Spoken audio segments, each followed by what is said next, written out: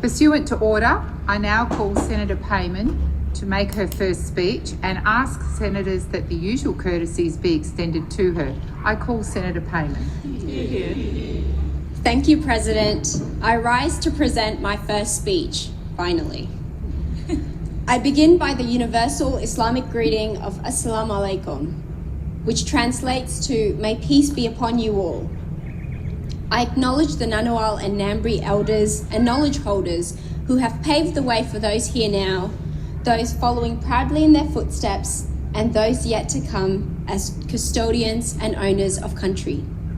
I would also like to acknowledge Wajak country as my home base, where I live, care for, and maintain continuing reciprocal relationships with all who share this land. Sovereignty has never been ceded. It always was and always will be Aboriginal and Torres Strait Islander lands. I recognise the resilience and strength of all First Nations people of Australia and appreciate their knowledge sharing and stories that influence the life of many new Australians like me. It is time to recognise the constitutionally enshrined voice to Parliament as a significant and practical reform to get long overdue outcomes for the First Nations people. I am so proud to be part of a government, an Albanese Labor government, who will implement the Uluru Statement from the Heart, emphasising our support for voice, for truth, and for treaty. I congratulate you, President, on your election as the second female President of the Senate and the first Labor woman to hold your position. Your incredible sense of justice and fairness will make you perfect for the role. I wish you every success.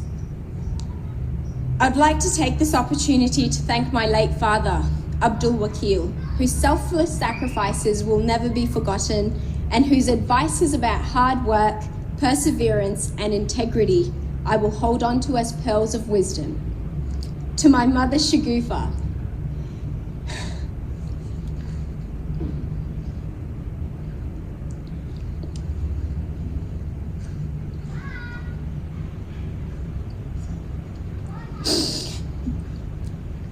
your unconditional love has given me the strength to get through my toughest moments. Thank you for always supporting me and trusting my ambitious journey. To my 3 amazing siblings, thank you for making life that extra bit bearable. Purush, you have made me so proud of all your achievements as a mother, as a wife, a makeup artist, and soon to be pharmacist. Salman, I love your sense of humour and enjoy our spontaneous kitchen counter philosophical discussions. Sina, who's preparing like so many young Australians to sit the final year 12 exams, your wisdom is beyond your years, and I know you have a bright future ahead of you. I wish Sina and all the year 12 students out there sitting their final exams the best of luck. No such thing as a first speech without dedicating a section to my incredible mentors and support network. I would not be here without you. The WA Labor Party office team, former State Secretary Tim Picton and current State Secretary Ellie Whittaker, thank you all for your efforts in supporting my campaign. Jacob Stokes, congratulations on running the best Senate campaign Australia has ever seen with a great deal of strategic direction and management. Thank you for putting up with my highs and lows on the campaign trail. Dom Rose, I know you couldn't be with us today, but thank you for being an older brother that saw potential behind my crazy ideas and supported me through my breakdowns. And of course, introduced me to the Dockers. Carolyn Smith, thank you for your generosity, guidance, and goodwill. The Honourable Pierre Yang MLC, thank you for giving me the opportunity to prove myself and for taking me under your wing of guidance on this political journey. Terry Healy MLA, thank you for the contagious energy and interest you brought to my campaign, always full of amazing ideas and inspiration. Janine Freeman, thank you for the long chats and providing me a platform to speak my mind. I want to extend my appreciation to every federal WA Labor colleague who supported my campaign and encouraged me to keep striving. I wish I had time to name you all. I'm also grateful to my dear friends and my state Labor colleagues present here in the gallery who travelled from WA and across the country to be with me today. I am thrilled to have a wonderful team in Lena He, Alex Tileni and Rose Lockhart who have helped me adjust to this new role, and I look forward to the awesome things we will achieve together as a team in the years to come. A final thank you to my beautiful home state of Western Australia for putting your trust in me and the Labor government. We will work hard for you and with you every day. President and fellow senators, I stand before you tonight as a young woman, as a West Australian, as a Muslim devout to her faith, proud of her heritage and grateful to this beautiful country. It is a country that offers so much to so many. People travel from all parts of the world in the hopes of calling Australia home. My family and I also had that same hope. On a cold winter evening, 8,852 kilometres away from Perth, I was born in Kabul, Afghanistan in 1995 as the first child to a young couple thrilled at the prospect of what the future held for their little bundle of joy. That excitement did not last longer than a year, followed by the collapse of Afghanistan in the hands of the Taliban. With no hope in sight, my parents had to make the tough decision of fleeing to Pakistan with my newborn sister and I. Resettling was difficult, but not as difficult as what my mother was about to urge my father to consider, to migrate to Australia. In 1999, my late father risked his life and left his family behind to traverse the Indian Ocean for 11 days and 11 nights on a small boat in stormy weather in the hope of finding safety and security for his wife, 2 daughters, and a son on his way. Anxiety and waves of doubt flooded my mother's thoughts as she waited and waited for any news of my father arriving safely in Australia. 4 months later, we finally received the good news. And from there on, for 4 years, my father worked around the clock as a kitchen hand, a security guard, a taxi driver, while learning English as a second language and saving up enough money to sponsor my mother, my 2 siblings and I. In 2003, we were finally reunited with my father and settled in the northern suburbs of Perth to begin our new life together. As we adjusted and adapted, I witnessed the struggles my parents went through to put food on the table, to pay for our education, and to provide a roof over our heads. Like many hard-working Australians, this came as second nature to my parents, who just wanted the best future for their children. From discrimination and abuse to job insecurity and low wages, my father endured those hardships without complaining or seeking compensation. And when my youngest brother started kindergarten, that's when my mother embarked on a journey to start her own small business, a driving school to empower other women. Despite the unfamiliarity of the venture, my mother strived to alleviate the financial burden on my father to make ends meet.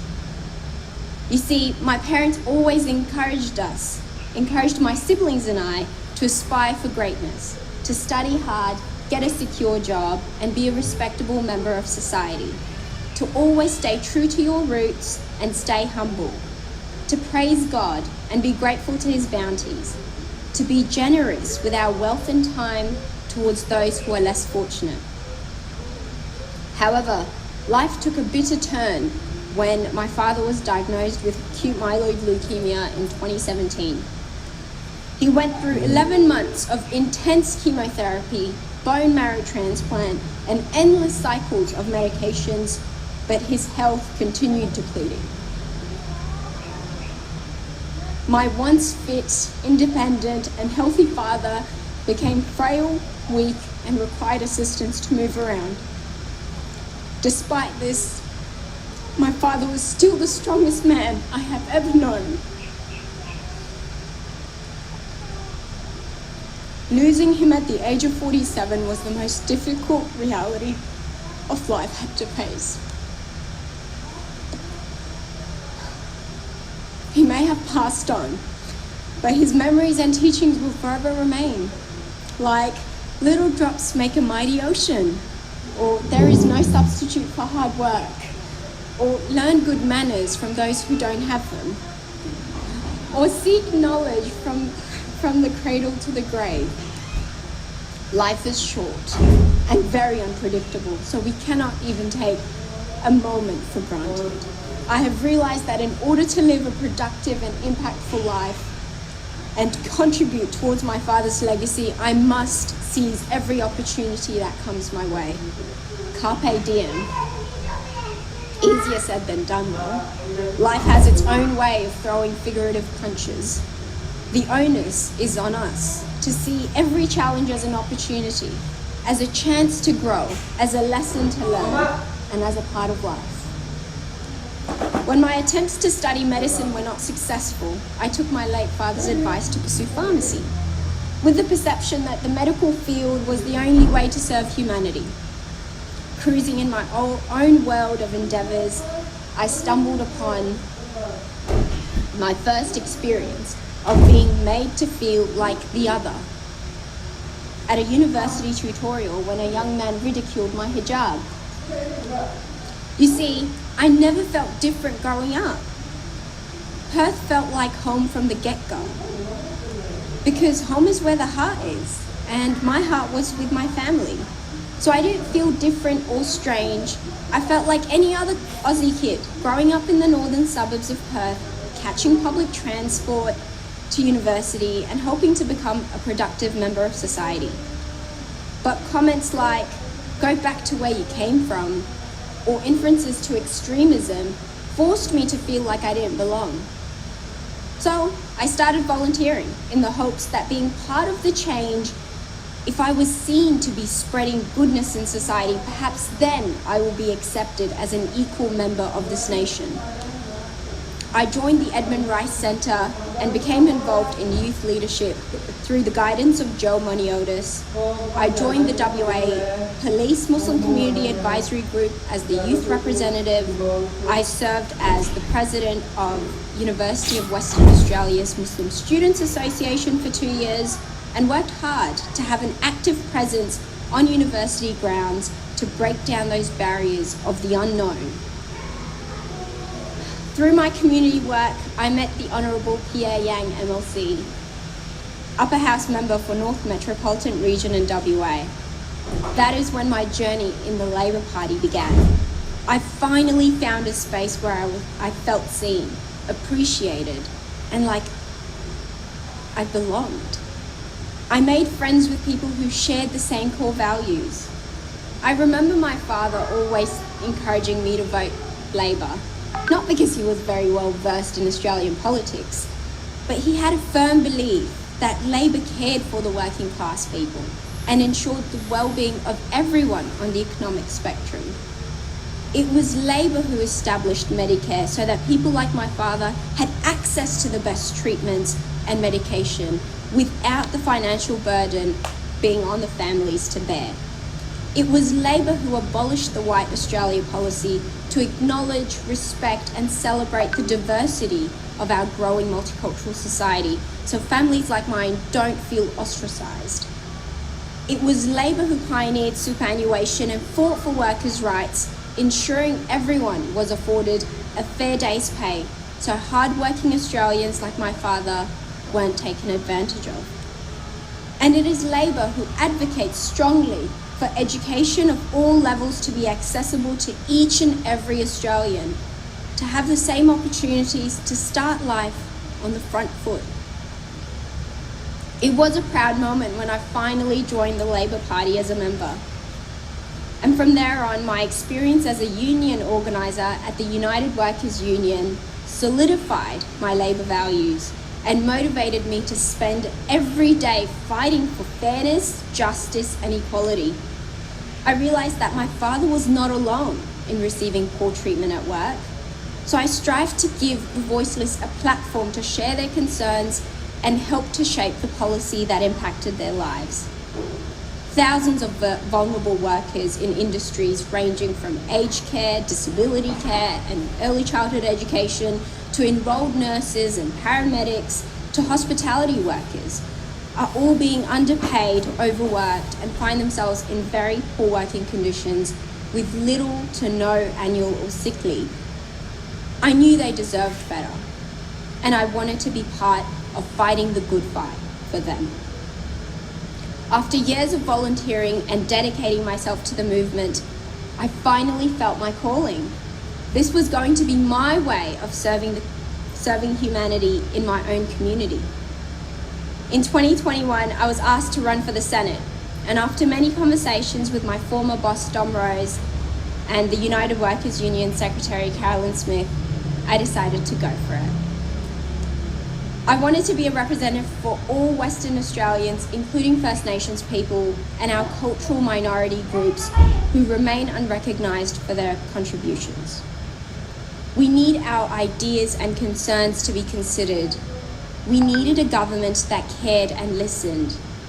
We needed a Labour government to restore that justice and clean up the mess created by almost a decade of poor decisions and policies from the previous government. So as a daughter of a refugee who came to this land with dreams of a safe and better future, I gave myself that audacity to challenge the system and to see how far I would go, to see how much ground I could break, to see how much change I could initiate. I knew it wouldn't be an easy fight winning the third Labor Senate spot in WA.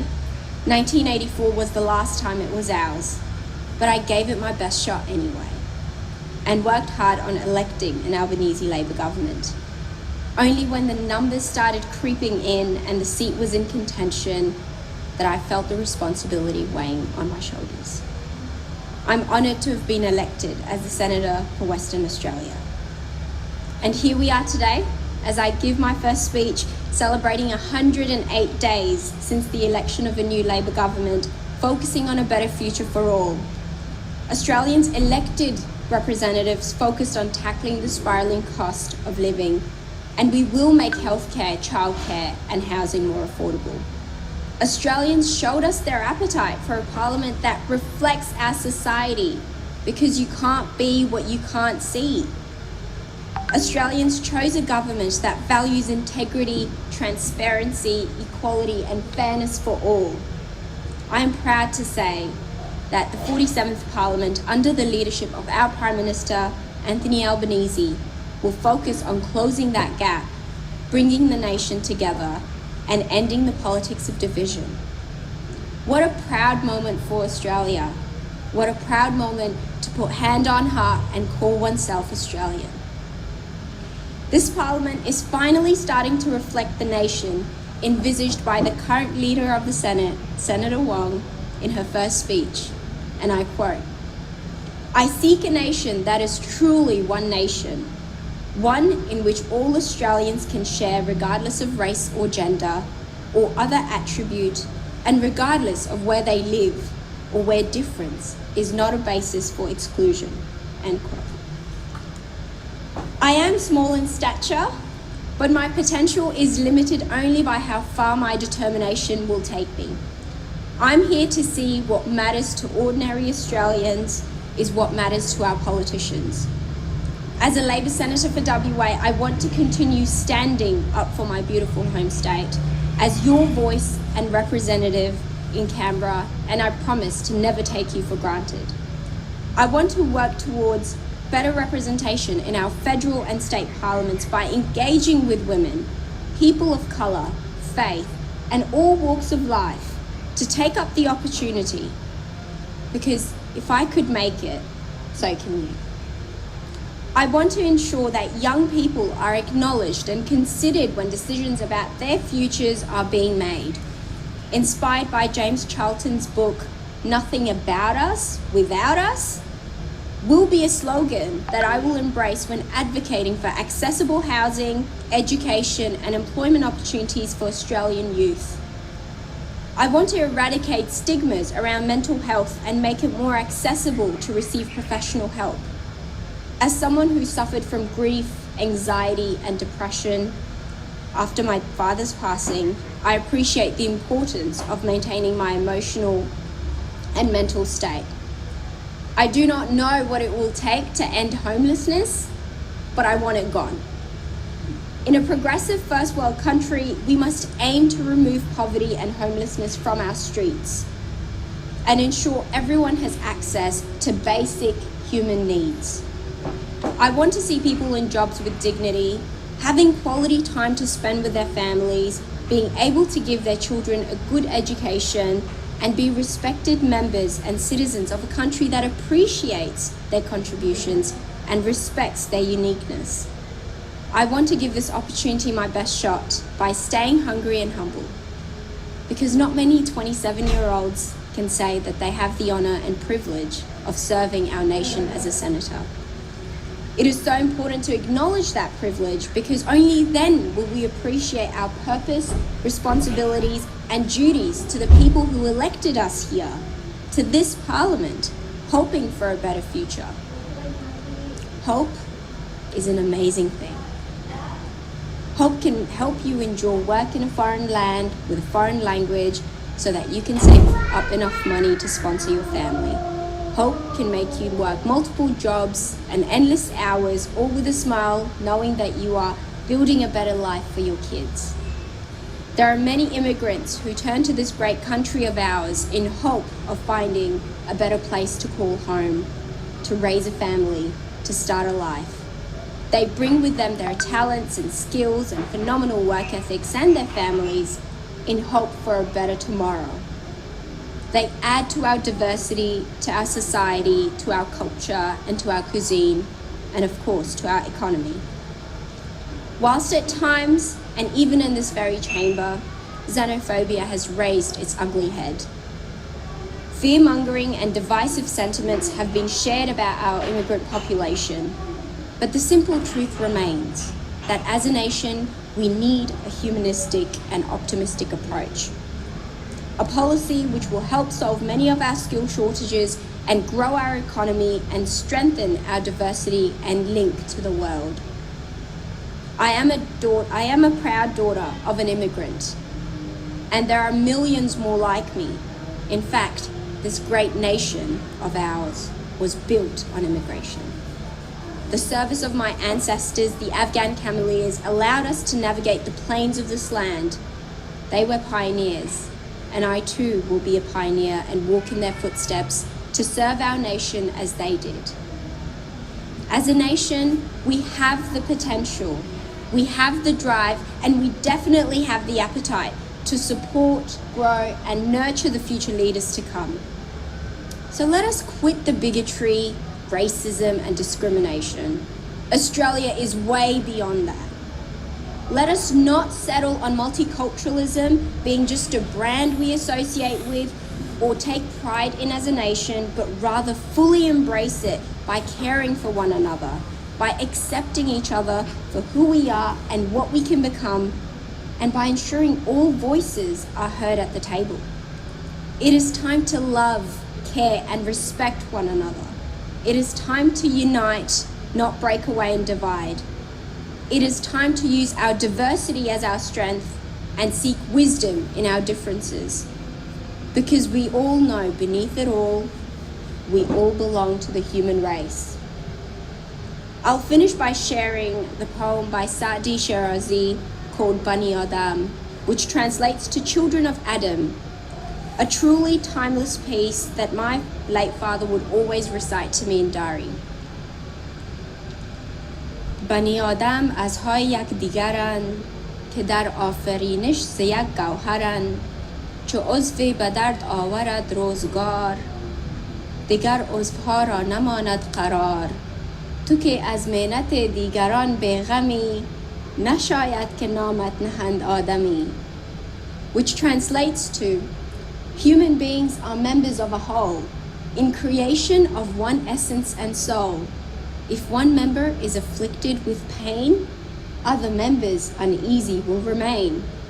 If you have no sympathy for human pain, the name of human you cannot retain. I thank the Senate.